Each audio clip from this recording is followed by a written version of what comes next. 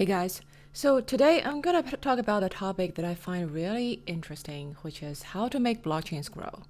And this is from an article that I published recently about industrial policy practices that blockchain platforms can learn from nation state economies. And the motivation for me to write this is because, as I have talked for multiple times on this podcast, that if you look at, compare the blockchain economies in the metaverse and the nation state economies in the physical, you know, economic structures, there are a lot of similarities between the two. So, and if you look at nation state economies, they've had hundreds of years of experience in developing their economy and growing their economies, and there are some tried and true practices of how to do that. So, if these two are similar, at least they share a lot of similarities, though they're not, identical things, obviously, then you can argue that the blockchain economies and blockchain platforms can learn a lot from national economies in terms of how to grow their on-chain economies and develop a vibrant ecosystem within their platform. So that is the motivation, for writing this article. And I summarized about 7 types of industrial policy tools that nation-state economies often use to grow their economies, and I talked about what could be the blockchain counterparts for those policies. So when I wrote about this, I know this is going to be, kind of controversial because industrial policy itself is sort of a controversial topic, even in economic policy circles, and people argue back and forth about how much industrial policy there should be and how much involved the government should be in their economy, right? And in the blockchain circles, this is even more controversial because, as you know, a lot of people in the crypto space, they're very libertarian, right? Whenever you mention something like regulation or policy or government, like people hear these words and, they're completely pissed off. So I'm well aware of those, but I still, I think there is a very strong case to say that blockchains can learn a lot from national economies. So what are those industrial policy tools that blockchains can learn? So a few of them that are listed in the article. Basically, if you look at, modern economies from the west to the east, the most successful experiences in growing national economies in recent decades, obviously East Asia, right? Countries like Japan, Korea, China. But actually, if you go back, 200-300 years, you realize that actually, countries like U.S., UK and other European countries, they also use a lot of industrial policies in their early days of development, especially in growing their economies. And so basically these involve things like, subsidizing their strategic industries. So strategic industries meaning those will have the most leverage, give you the most leverage in terms of, creating some kind of network effect for other industries to grow, and also, those industries that you're in the best position to, to make a dent in. So subsidize those industries, and secondly, attract foreign investments because those bring in new technologies and bring in foreign demand to your economy. And thirdly, protect your firms, domestic firms, from foreign competition when your domestic firms are still small and weak. Now, this does not obviously, go on forever. You don't want, your domestic firms to forever depend on you. But, at initial stage of development, this is like a tried and true practice for a lot of countries. And then the fourth one is sponsor R&D, research and development. It can be the general research areas of, increasing productivity and technology progress, or some targeted, R&D support for your strategic industries. And then there's the, investment in public goods. So the public goods are things like, are the kind of investments that are not sufficiently supplied by the private sector because the benefits of these investments have very strong positive externalities, meaning the firms who invest in these things may not necessarily be the sole beneficiary of the fruit of their investment. So there is, in general, a undersupply of these public goods in the ecosystem. Things like, crucial infrastructure and education would be good examples in modern economies, right? So it will be the public sector's job to invest in these public goods. And additionally, build public and private partnerships in a lot of these investments, because private sector may be more, efficient.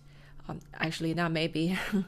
They are in most cases more efficient in carrying out a lot of these investments, and they're in a better position in terms of gathering the information and knowledge needed to make these investments. But from the public sector point of view, you can set broad parameters, you can, provide some policy incentives, and you can co-invest with the private sector in making some of these investments happen through public-private partnerships.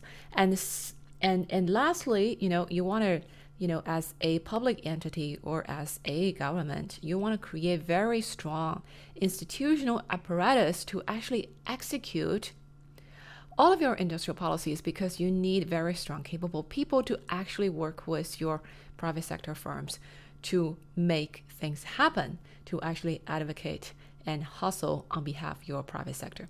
So those are in a nutshell, some of the industrial policies that I mentioned in the article. And I also talked about what are the blockchain counterparts that I have seen being practiced in the field by by public blockchain platforms that are similar to these industrial policies. So I'm going to link the article below, and you can, take a look if you're interested.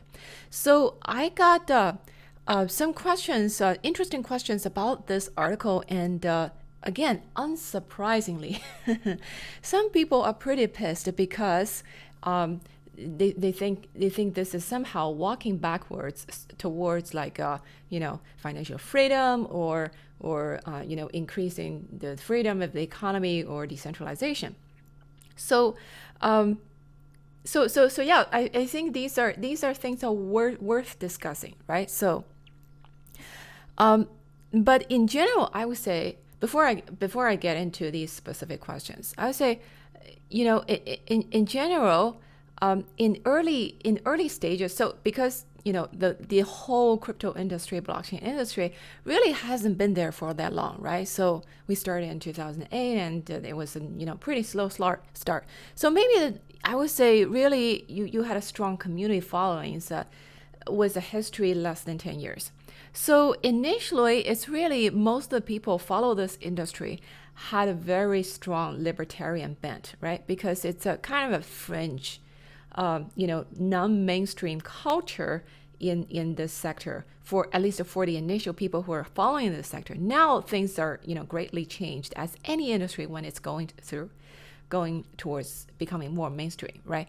But traditionally there is this very strong libertarian ethos that is basically to say that any kind of government regulation or intervention is bad, and this brand new financial system is going to be built on totally permissionless ground, and anybody can do anything. So nobody will come bother us or regulate us, and we can do whatever we want and have complete, total freedom, right? So that is quite understandable, and that is actually a very strong, liberal. There's very strong liberal tradition in all Western culture as well, especially here in the United States, right? So it's very understandable, especially given that a lot of the things that the public sector or the government sector does is kind of a counterproductive or counter supportive of actual economic development or the welfare of their economy, right? However, it is not to say that, but that is very far away from saying that no regulation or no institutional intervention is needed in order for the economy to grow. But because actually, if you actually look at the history of all the successful major economies in the world, I can tell you there is not a single one. Okay, not a single economy, United States, UK included, at least in their initial stage of development, not a single one that was without active intervention from the government or without active industrial policy. And this is because when the economy is small, it's like when a startup that is just getting started, you have this so-called cold start problem. You're essentially trying to bootstrap this whole ecosystem of potentially very grand scale from nothing, right? So if you think about like the typical, online marketplaces, these type of, business models, if you can pull it off, it's great, right? A great business model.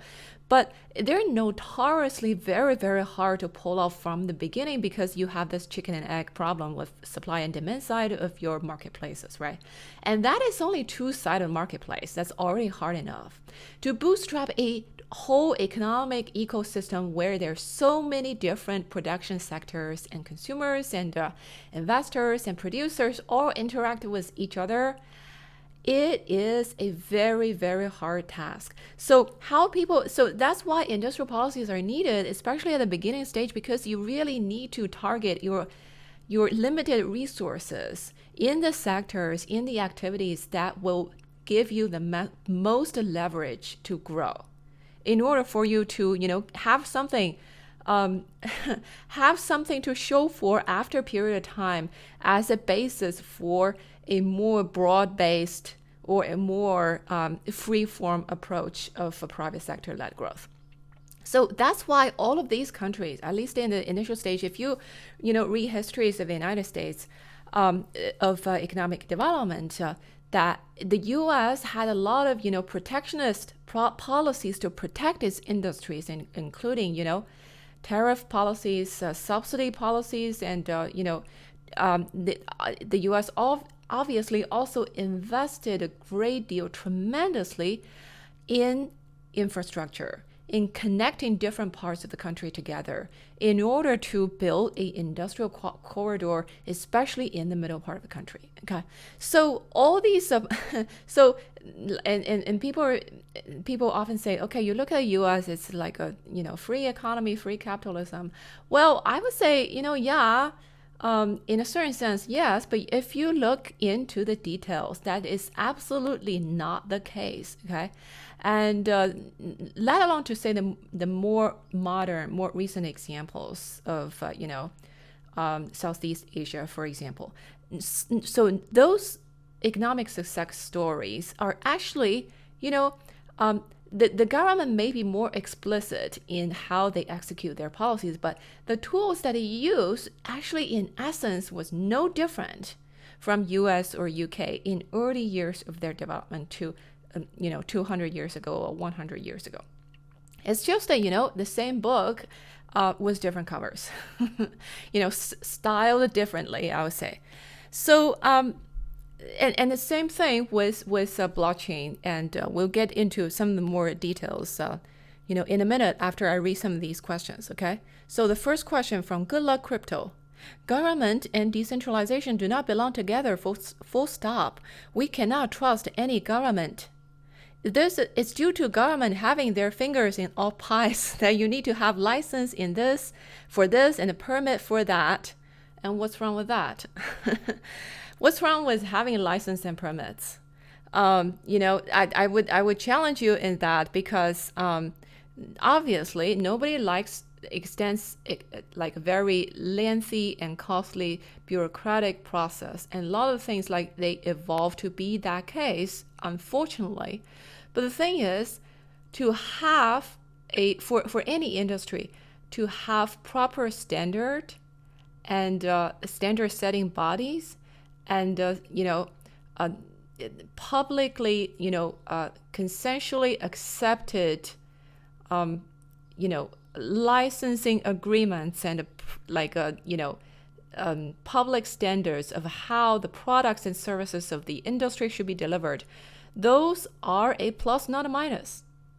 Okay, in the long term, those reduce the cost, transaction cost, and information discovery cost on the investor and consumer part tremendously. So in a sense, in the broad scale of things, those, I would say, in the ballpark, they are a plus, not a minus. In terms of how they are specifically executed, whether they're executed well, that's a totally different question, right?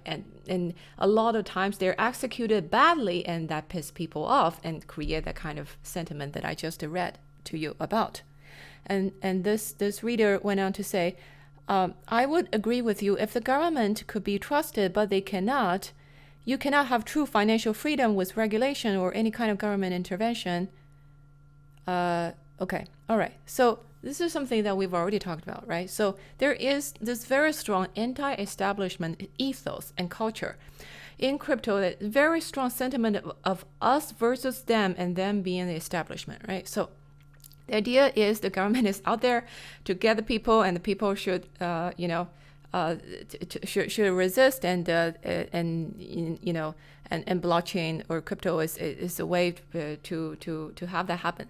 So this is a really complicated philosophical debate, and I don't think we have time to get into all that. But let's just say, to me, there a lot of times these the crypto libertarian arguments a lot of times sound like angry teenagers to me, because it's essentially, you're against everything existing, you're against every existing regime, but no good alternative being proposed. Or those so-called good alternatives, if you actually look under the hood, or you actually observe how they are being executed, Bitcoin, for example, we'll talk in a minute, they actually, you can't say they are better than existing alternatives. So actually, this is nothing new. Most of revolutions die this way, because most of revolutions started because people are not happy with existing regimes, right? So because existing regimes has a lot of bad things in it, so it's very natural that if it's bad enough, people go against it. But a lot of most of revolutions die because there's no feasible alternative being proposed that is actually workable. So a lot of movement, eventually fail this way. For example, Occupy Wall Street is one that you can pinpoint in more recent time.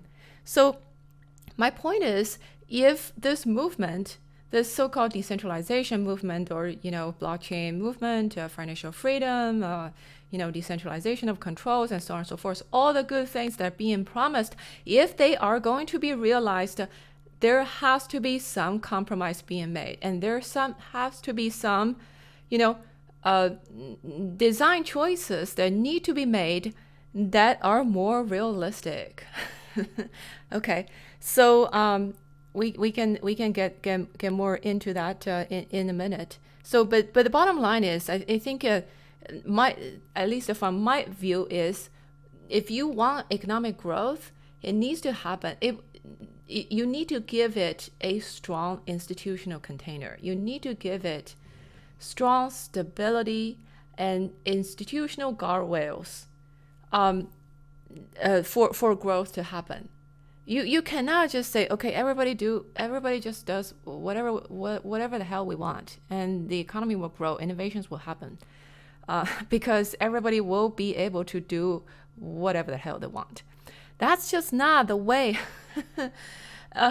economic ecosystems work. I'm sorry. Okay, so and you can say, it's like, to me, another an analogy is like good institutions or good governance. It's like air, all right? So a lot of times when you smell something bad, you can say, okay, this organizational method or this institutional arrangement is bad. Let's get rid of all of it. And what you're not aware is, like, you're breathing air. When you're breathing air, you don't realize that it exists and you need it, right? Until it's being completely taken away and you're thrown into chaos. Anyway, so next question from Fractional Flows. Essentially, you're describing the Chinese industrial policy and economy of the past 40 years. Is that right? Well, no, because surprisingly, China has not invented. China actually hasn't invented much new of industrial policies. It's basically, it copied a lot of things that other countries did. Japan, Korea, Singapore did in the 60s and 70s, and modified it to fit a kind of institutional overall, institutional regime that they already have in the country. But really, in terms of the actual industrial policy, there's not much innovation there, okay? So it's all the things that's been done and tried before. and including the things that I talked about, the 7 broad categories of industrial policies that I mentioned in the beginning.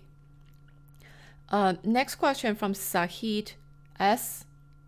There is a long way to go for blockchain to win. It's not only about decentralization. There's the need for regulation to be put in place. Blockchain going mainstream will require government intervention through various strategies and programs. Okay, so the problem, the problem with government intervention and regulation in blockchains is that government don't have a lot of expertise. I mean, nation state governments, okay, in physical economies. They don't have a lot of expertise in how blockchains work. They don't know what the hell's going on with these on-chain economies. So that's why you see all the governments scrambling in order to catch up with, what is DeFi and how this all these ecosystems work, and what are the best ways to regulate while at the same time not hurting innovation. So that's why I think, the public blockchains themselves, the blockchain platforms that are actually in the better place to actually implement some of the industrial policies that we mentioned in order for their on-chain economies to grow. And these including some of the regulations, for example, in DeFi, right? So one of the examples that I gave in the article is that, so after the banking crisis, after the Great Depression of the 1920s, in the United States, set up the FDIC and other, FDIC is the Deposit Insurance Corporation in the U.S. It's basically a public entity to, guarantee the payout of, some money to the depositors if you lose money, if your bank, goes bankrupt or there was a bank run or something. So it's really a public institution that was invented to boost the confidence of the U.S. banking system after the Great Depression, right? So you have today, and I wouldn't say the same problem, but you have kind of sort of a big problem in DeFi, which is the trust in the system, right? You have so many rug pulls.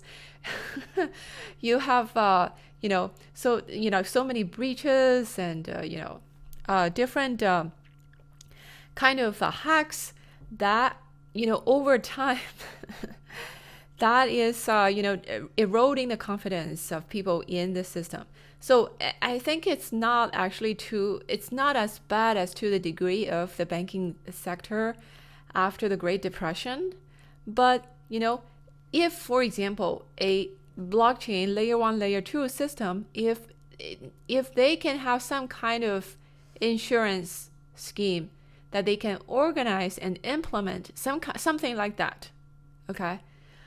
That is applicable for the DeFi for the participating DeFi organizations, DeFi applications on chain, on their platform.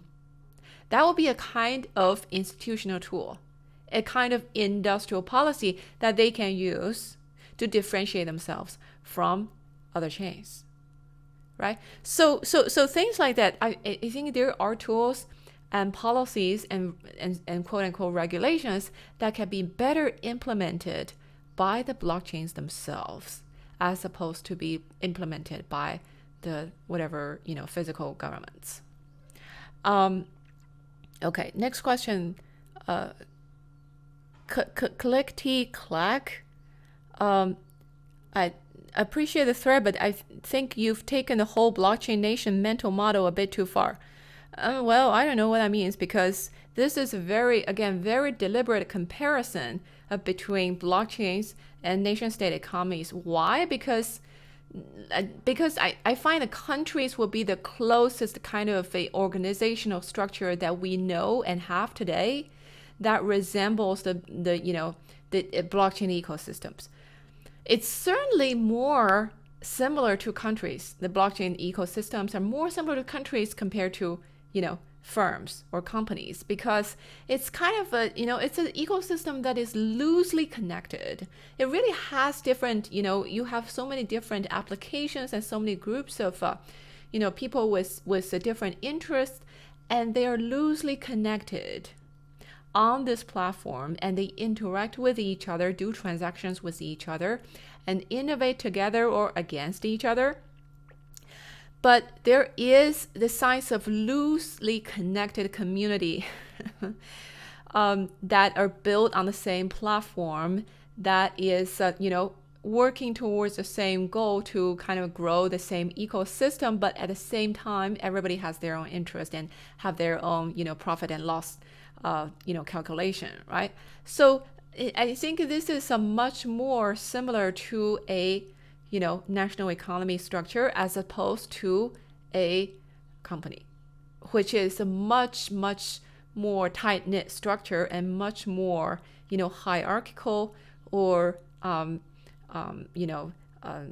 structured organization, or a more structured way to organize production activities. So I really think this is the closest comparison that we have. Okay, so this is really a deliberate comparison. This is not just something that is I throw out randomly. Okay, so next question. Dual 9. Nice analogy, but I think this is a bit forced.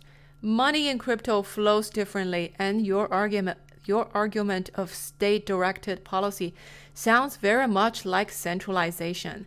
Crypto should not be about that to be successful. See Bitcoin. The true innovation was and still is BTC. Well, I would disagree because, first of all, I think blockchain is such a new thing, right? So the other day I posted on Twitter after I think it's Andre Cronier said something about whether Solana is a blockchain or not, because Solana is having so much trouble lately, and it was being halted for 7 to 8 hours the other day, right?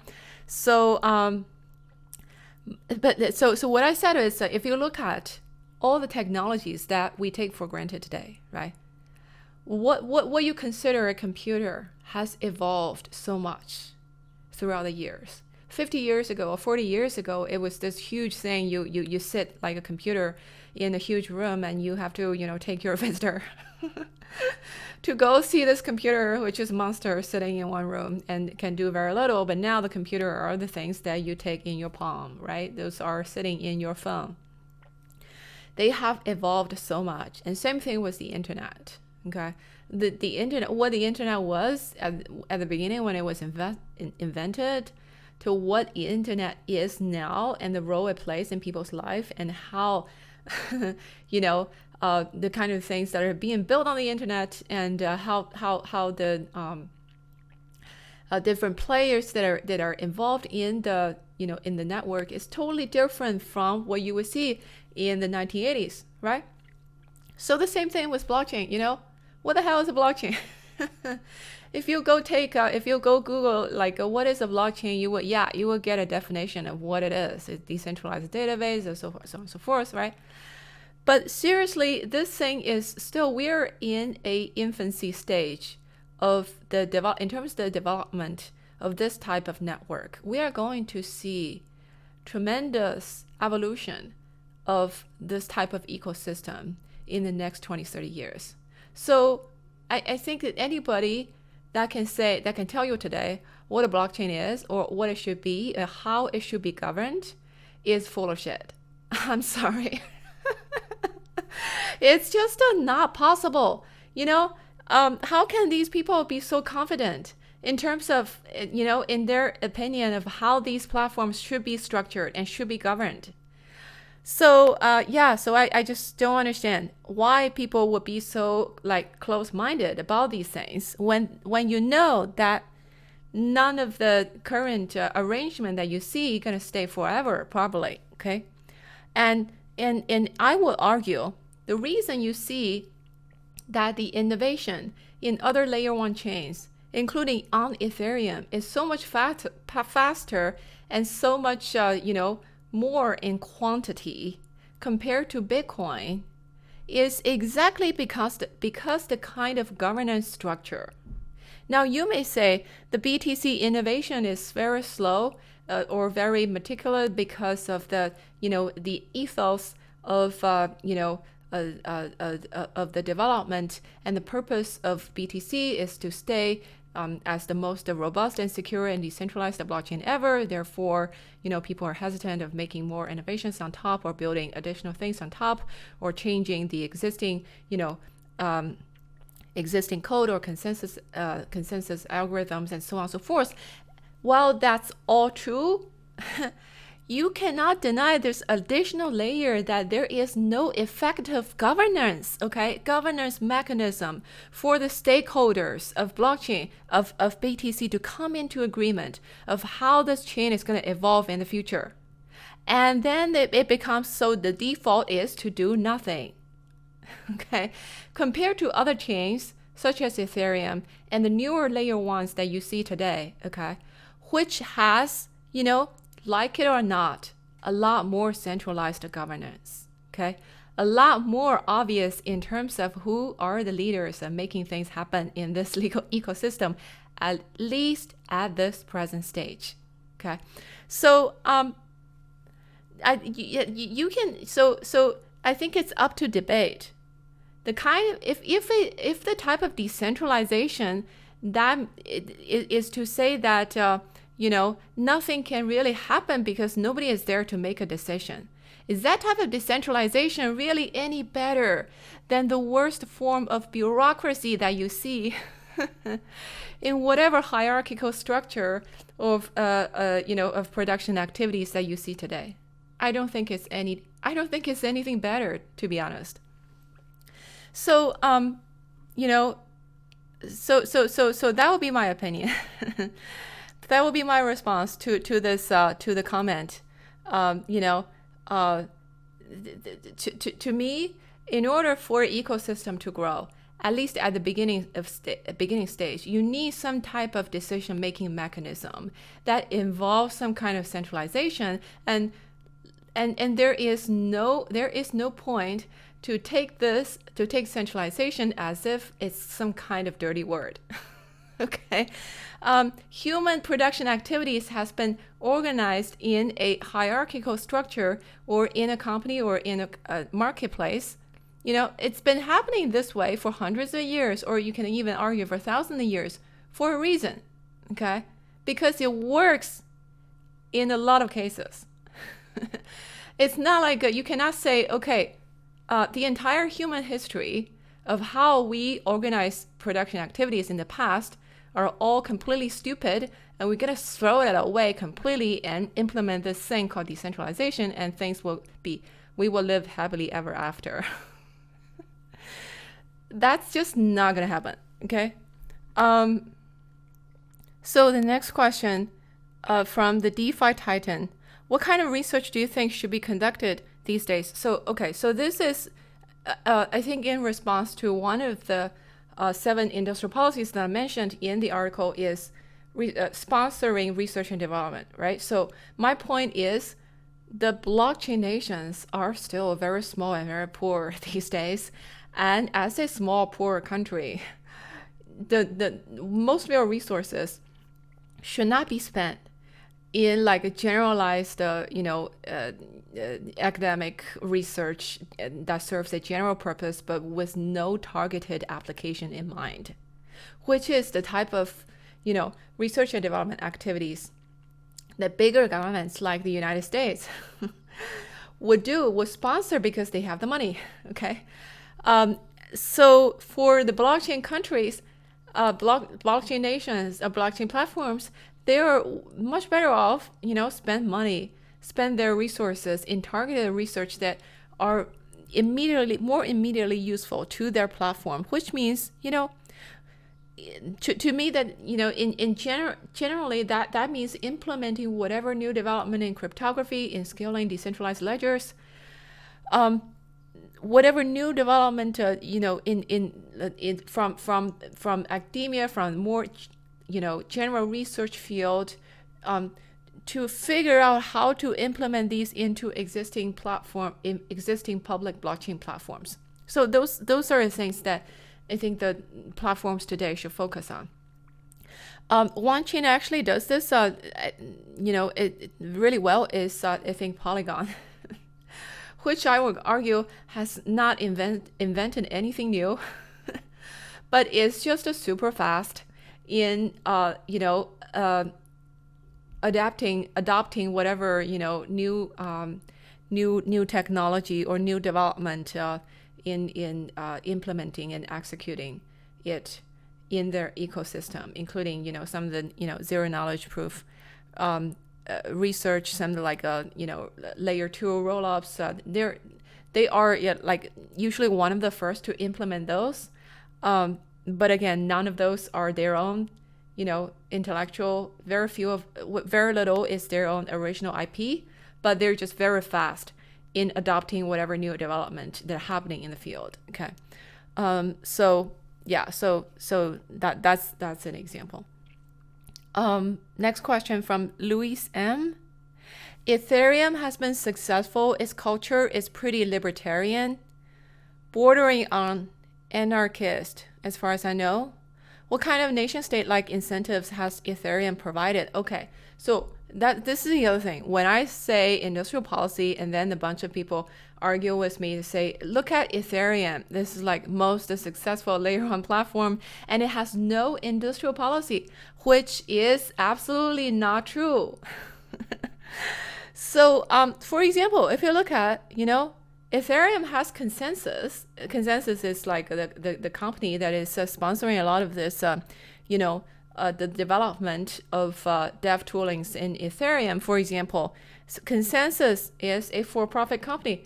Or are they a nonprofit nowadays? I don't remember exactly, but they're definitely, is a, pretty standard corporate structure. They developed a MetaMask, Infura, and what else? And Truffle Suite, and they are involved in the development of a bunch of development toolings of the Ethereum ecosystem. Without those, Ethereum wouldn't have been, I would say, a half of what it is today. Okay, so the advantage, if you look at it, the advantage Ethereum has over other chains that are newer, to a large extent, and a major component is the infrastructure it has in place. It's the much richer ecosystem for the developers in terms of education, in terms of tooling, in terms of development libraries like Open Zeppelin, that kind of things. That makes it much easier to build on Ethereum compared to build on some of the other non-EVM chains, right? And I make no mistake, those did not happen in vacuum. Okay, someone did something to make those happen, and those I would count as infrastructure investment.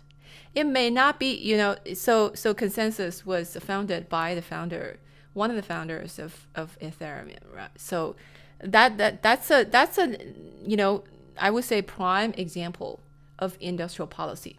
Now, in terms of other industrial policies, such as subsidizing strategic industries, the newer chains, they're probably, you can argue, the newer chains like Avalanche or Solana or Near, they are giving a lot more developer incentives compared to Ethereum, right? Why is that? Because they are later. Ethereum already had the first mover advantage. It already is the market leader. It's like all the East Asia economies that are developed, like basically leapfrogged from the third world countries into advanced countries in one generation. How did that happen? Because when you are starting later, when you are trying to catch up, you have to be extra competitive, right? Otherwise, what's your basis to compete with the establishment? So those countries, those countries in later development stage, they have to do extra. They have to be extra resourceful and inventive including in their industrial policies, in order to catch up. Okay, so you cannot say, okay, United States And most of the Europe has more liberal economic systems, and those are, advanced countries as well. That proves that industrial policy is not needed. Well, it's not the case because those countries, first of all, they implemented industrial policies 100 years ago, 200 years ago. Okay, nowadays people no longer talk a lot about those, but they did exist. That's one. Number two, when you are already a vibrant ecosystem, when your economy is already developed to a certain stage, you already have an ecosystem that is self-perpetuating. You can afford to be less directive, so to speak. In other words, there is a minimum basis to execute a certain degree of freedom, of economic freedom. Okay, and for countries that are starting later, they better have more targeted, more concerted effort in how they implement their development policies. Okay, so I just don't think you compare Ethereum with these newer layer ones. I don't think it's a fair comparison. Okay, and thirdly, also, it takes much longer time for Ethereum to get the amount of traction that the other alternative leading layer ones that you see today, Solana, Luna, Avalanche, for example, they got, the amount of traction that the time that took those chains to get the equal amount of traction, it took Ethereum much longer. Okay. So Ethereum started in 2014. So you can argue why it is the case. You can argue, because blockchain wasn't pretty much the same at the time. Ethereum was very new. It was the first smart contract chains. Things are extra difficult at the time, right? All true. But on the other hand, you also cannot deny that the active industrial policies of these newer chains, they played an active role in bootstrapping their growth in over a very short period of time. Okay, so that's that. Next question from Anatole. The question is, if you trust politicians or state monopolies to be better in allocating resources to quote-unquote industries with most strategic importance than creative business people in a competitive market, the combined creativity of many is superior to the wisdom of any single leader. I'm not arguing about that. Okay, so nobody is saying, he's basically saying politicians are stupid. Don't let politicians to make decisions. That's why I'm saying you need to have, blockchain platforms need to create the competent institutional apparatus to actually execute their industrial policies, right? So, and also, I give some examples in the article that there are, if you look at countries like Japan or Korea, they have, and Singapore, they have some very competent bureaucracy to actually execute the policies that they executed. Okay, so it's not the kind of thing, a lot of times people have these policy or institutional debate to say, okay, is the democracy better, or is it some kind of more centralized regime better? A lot of times these discussions are mute because it's completely detached from who are actually running these systems. Okay, a democratic system can be good or bad depending on who's running it. You cannot, at the end of the day, the quality of people who are in charge of these institutions, who are running institutions, I would say is more important than any specific regimes that you can have. So, prime example is you look at, Washington. There is, for example, a set of economic and political policy ideologies that the West, specifically the United States, exported to a lot of countries in the 80s and 90s.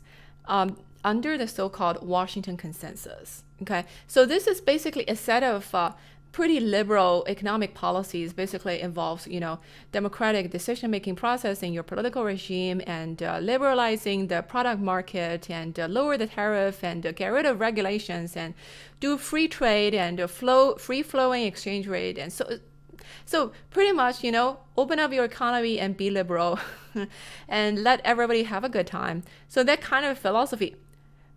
Except this is not the kind of policy regime that actually implemented by the United States or any other Western economies at their initial stage of development. But it is being exported, being recommended by these advanced countries to developing countries in Africa, in Latin America. What is the result? Okay, so you have countries in Africa, in Latin America, that implemented all sorts of representative democracy regimes to dismal result. Also implemented a kind of open market liberalization regimes to dismal result. Okay, so at the end of the day, I think it's again, it has a lot to do with the people who you put in charge. So that is definitely it's an essential part that you cannot you just cannot ignore, whether you are organizing your entity as a company, as a democracy, as a DAO, or whatever. Okay, you have to have good quality people. That's just the bare minimum. So next question from Anonymous. Using protectionist measures on layer 1, layer 2 chains and seeing them as nation state is very thoughtful. However, how would leaders come into power to make these changes and create a path forward? Is this where DAOs come in? Okay, so the short answer is I think we are in, again, a kind of an infancy stage in terms of how these public platforms, these blockchain platforms, are going to be governed. So if you look at the existing examples, okay, so if you look at the layer 1 chains, the Ethereum, Avalanche, or Near, or whatever, these are public blockchains in the sense that they're permissionless, right? So everybody can build on top. But there's also a governing body or several governing body. At the same time, they are kind of setting the vision of the development of the ecosystem, and they're building the infrastructure, and they are designing subsidies and incentives for developers, and they are doing the marketing and advertising for their platform, and doing a bunch of essentially industrial policy practices. So Ethereum has consensus, right? And it has some other governing, like semi-governing bodies as well. Avalanche has Avalabs, Near has Near Foundation or Near Inc. Solana has a Solana Foundation or something.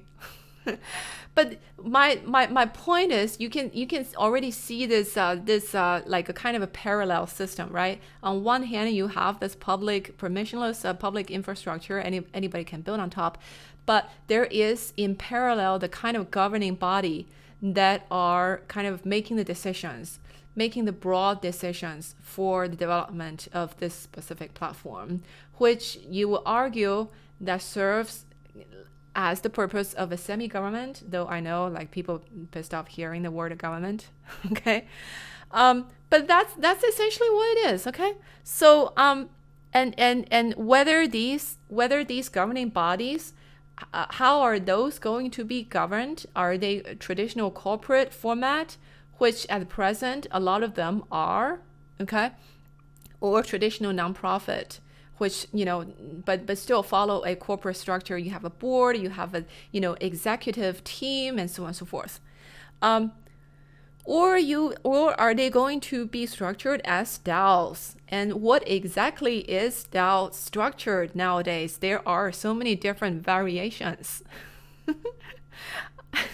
So because DAOs are just a, such even a much newer thing than blockchain, right? So I think we're still in this kind of experimentation phase, and we are basically trying to see what, doing all these different chains are doing these governing experiments to see what will fit, what kind of a governing structure or structure of organizing production activities will fit best the permissionless and open development kind of nature of blockchain ecosystems, because it is different, right, compared to our traditional ways of organizing productions.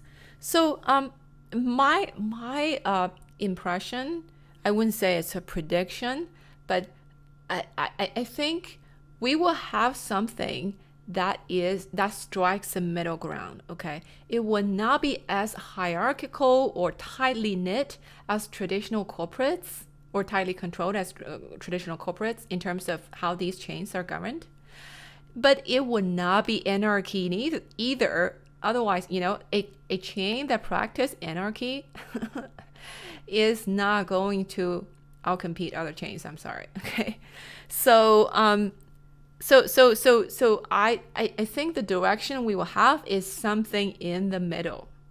What specific form that it's gonna take, it probably varies across different chains, and everybody will learn from everybody else. So, but in the end, traditionally we have, I talked about this before, we have like two types of economic two types of ways to organizing economic activities. We have company and we have market, right? So company is like a really tight, group of people like working together to make a product. Market on the other hand is very loosely connected, like different production units exchange and transaction with each other. But they are essentially doing the same thing. They're all like producing things and making things happen. It's just two extremes of the spectrum in terms of how the activities are structured, right? So maybe DAOs or the blockchain governing bodies, I don't know what they will be called in the future, maybe they will be something in the middle, which is like a semi market and semi corporate, like tighter knit than market, but more loosely structured than corporate, which I think is the way to go for not just for blockchain activities, but for how economic production activities will be structured in general in the future, because so there are economic theories of which type of activities is better suited as being organized as a market or as being organized as corporate. It depends on the cost of doing certain transactions. But I think we will probably in the future converge to some kind of middle ground, because the cost of transacting between different entities is going down because of the different types of technology advances we have these days, including the blockchain. Okay. So that makes a kind of arm's length transaction less costly, and makes that kind of a loosely connected organization as a way to produce or innovate or organize the economy to become more effective or attractive, as opposed to the two other extremes. Okay. So but what is the specific form it's going to take? I don't know, but I think this is a really exciting development that we are seeing happening right in front of our eyes. Okay, so okay, we've already taken a long time to talk about this one topic. I thought I'm gonna talk about some like market updates, but I just I don't think we have time.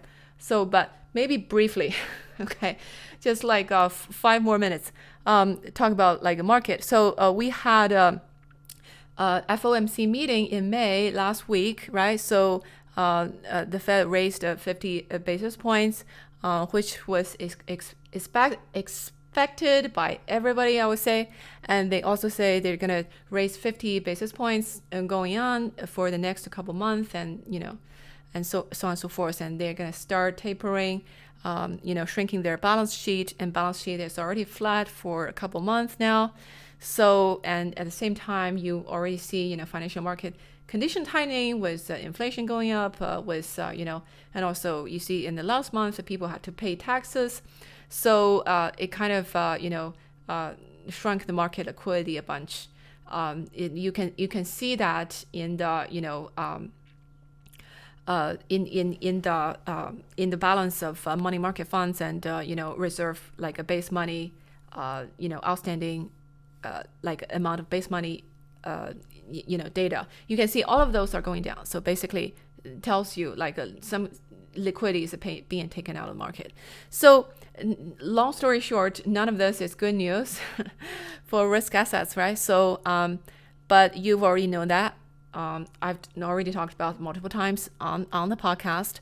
So, but for example, this weekend we see a huge sell-off, and also, there's something going on with, there's some FUD going on with Luna, so that triggers some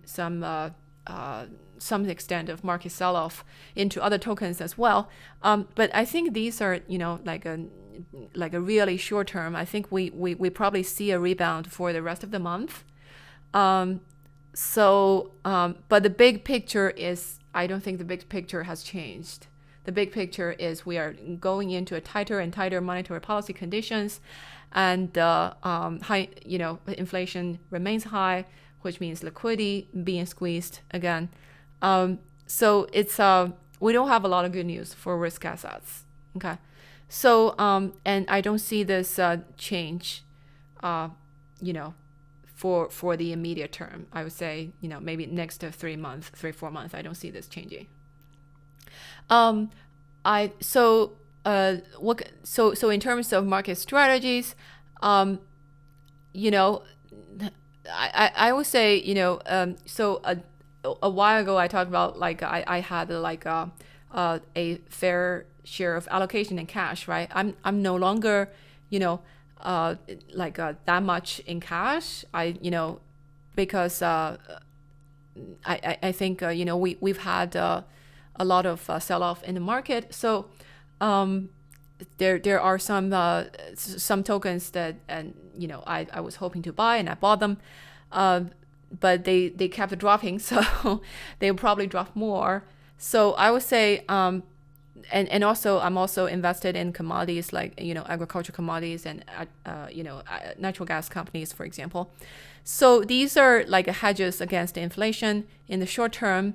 And especially the type of inflation we have is not like, it's more related to supply chain and, the supply of raw materials being squeezed. So this is different type of inflation as opposed to the monetary inflation caused by excessive money printing, right? So, so I would say, agricultural commodities or, energy commodities, some of the precious metal commodities, they could be a good hedge against this type of inflation in the short term. Well, on the other hand, I still, I'm fully confident that crypto market will grow a whole lot in the long term. So nothing has changed in that front. So for me, this is almost like a barbell strategy. I'm invested in commodities on one hand to hedge against inflation, and this is more of a short-term nature. On the other hand, I'm trying to, get more tokens when there is sell-off. So you can call this kind of a barbell. Basically the short-term, commodities, and medium to long-term, continue betting on crypto. And I'm not holding any equities because I think it's neither here nor there. To me, crypto is like a high, is already like a priced as, high growth startups, high growth stocks, except it has, even higher beta. than high growth stocks. So I think with good quality crypto projects that you're confident that will survive the winter or survive the bear market, I think it's a better play compared to equities. But that's my opinion. So that would be my allocation is commodities and crypto for the bear market. So that's all for today, and I will talk to you later.